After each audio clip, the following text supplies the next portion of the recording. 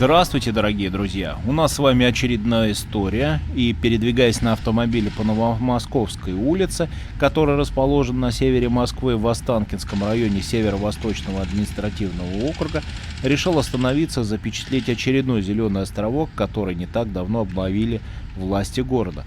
А работы по благоустройству, как вы слышите, продолжаются. Об этом нам частично напоминают звуки техники, которая работает на дороге. Она обустраивает парковочные карманы, кладут новые асфальты, бордюрные камни. Ну а Москва закупает качественные материалы для создания комфортных и эстетичных общественных пространств, и в том числе и бордюрный камень, который изготовлен из натурального гранита. Он долговечен и экологичен. Его вы часто видите в моих сюжетах.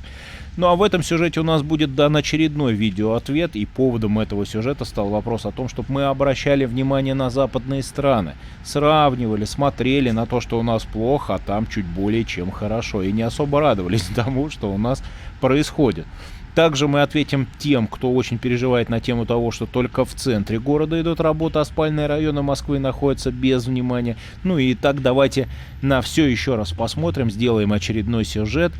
И как вы уже заметили, данная зеленая зона не полностью готова. Работа по благоустройству и здесь продолжается, но общая картина того, что здесь будет, у нас с вами есть, и на мой взгляд она чуть более чем понятна. Прекрасные прогулочные дорожки из качественной плитки, детские площадки, места для отдыха, озеленение, замечательные лавочки, прекрасные урночки, новые деревья, кустарники, газоны и много другое.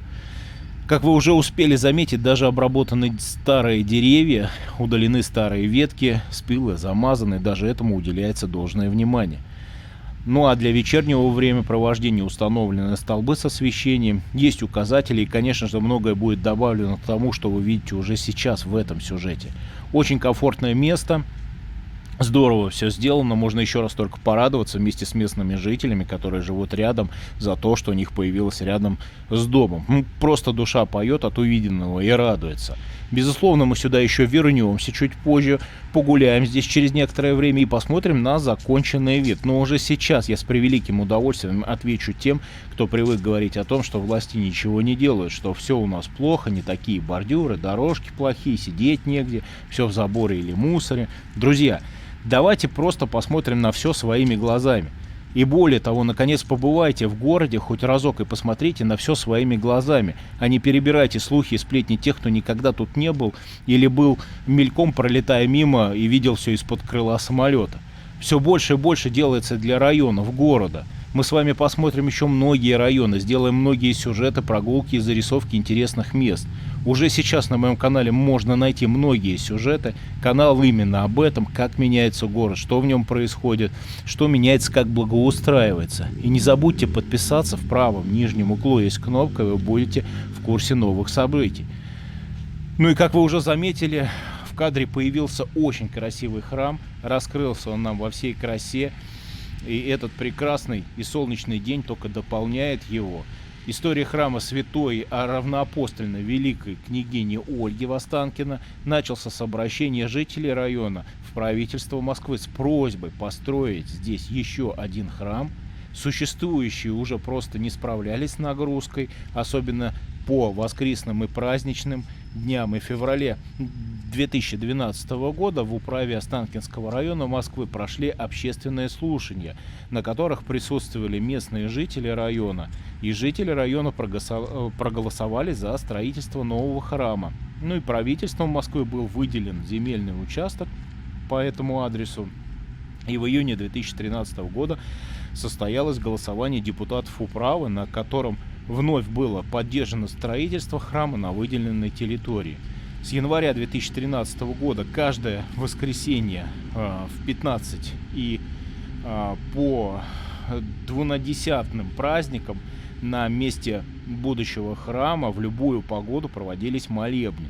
В начале мая 2014 года было заложено основание временного деревянного храма-часовни, ну а 20 сентября 2014 года состоялось его освящение. И 6 мая 2015 года указом Святейшего Патриарха Московского и всея Руси Кирилла настоятелем храма был назначен иерей Филипп Пономарев. В настоящее время в храме совершаются регулярные богослужения. Храм открыт ежедневно с 9 до 20 часов. Вы можете зайти, посмотреть, посетить службу. И при храме проводятся занятия хоровым пением для детишек возраста от 4,5 лет, ну и также для взрослых по определенным дням. Ну и давайте продолжим дальше нашу зарисовку, потому что, как виды вы видите, словно смотришь на красивую картинку. Уже сейчас они, виды потрясающие, словно смотришь вот на открытку яркую.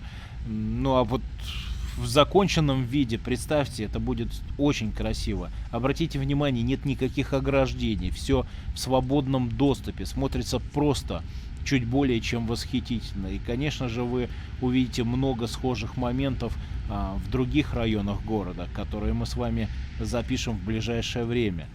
Недалеко также здесь расположен Звездный бульвар. Сюжет у нас есть, и я его прикладываю. Пройдя по ссылке в правом верхнем углу, вы найдете этот сюжет. У вас будет более подробная картина того, что есть в этом районе и в каком это виде. Ну и также не так далеко есть огромный, очень красивый парк Останкино. У нас с вами и там были зарисовки, их можно будет посмотреть на моем канале, либо найти ссылки. Я приложу общую ссылку в закрепленном комментарии на моей страничке в YouTube, потому как ролики выходят в разных соцсетях, но лучше всего смотреть в YouTube канале, потому как все эти подсказки и ссылки будут присутствовать. Значит, парк Останкинский граничит с ботаническим садом. Это еще одно по площади очень большое, красивое место. И сюжеты были там засняты. По ссылке в правом верхнем углу вы можете увидеть японский садик, который не так давно мы с вами посещали и рассматривали. Я просто настоятельно вам рекомендую его к просмотру. Также есть ряд сюжетов из галерей. И в правом верхнем углу появилась ссылка, нажимайте. Я чуть более чем уверен, вам очень понравится. Ну и, конечно же, нельзя обойти стороной и большую территорию, и красивую ВДНХ, которую не так давно отреставрировали. И продолжаются там работы по благоустройству. Сюжет я точно так же один из приложу, и по ссылке вы сможете перейти по этим роликам. Ну и также я дополню в конце сюжета, приложу отдельные ссылки, они будут связаны как раз с местами, которые окружают этот прекрасный зеленый островок. Не правда ли и тут очень уютно и красиво уже сейчас? А представьте, это все уже в подросших деревьях, благоустроенной территории. И самое приятное, что возле святых мест сколько светлого, доброго, хорошего. Детский смех, радость, пение птиц, красивые яркие цвета. Просто вот зеленая природа, отдыхающие на лавочках люди, прогуливающиеся люди преклонного возраста. И возвращаясь к основному вопросу, для чего нам сравнивать то, что никак не сравнимо с тем, что нас окружает в нашем родном, красивом, прекрасном городе. Мы рады тому, что у нас есть. Ну, мы рады тому, что город наконец стал лицом к нам, а мы, люди, будем его беречь, ценить, поддерживать, оберегать и любить за то, что он такой. Большой, интересный, светлый, добрый, яркий и очень красивый. Для меня он точно несравним, только потому что я родился в нем, учился в нем, живу и работаю. Любил его всегда, люблю и буду любить, рассказывая, показывая его таким, какой он есть в действительности. И я чуть более чем уверен, мы находимся в самом начале пути его развития. С каждым годом он становится светлее, свободнее, просторнее. Темп развития в городе заложен высокий. Многое зависит от нас с вами, потому как не только бережное отношение, но и внимание ко всему задаст высокий темп для развития и поддержки, в том числе и регионов, которые уже сейчас есть, и очень многие города подтягиваются в этой теме, становятся очень интересными, красивыми и современными городами. с богатейшей историей, шикарными видами и невиданными красотами. Вот такой у нас с вами получился очередной видеосюжет.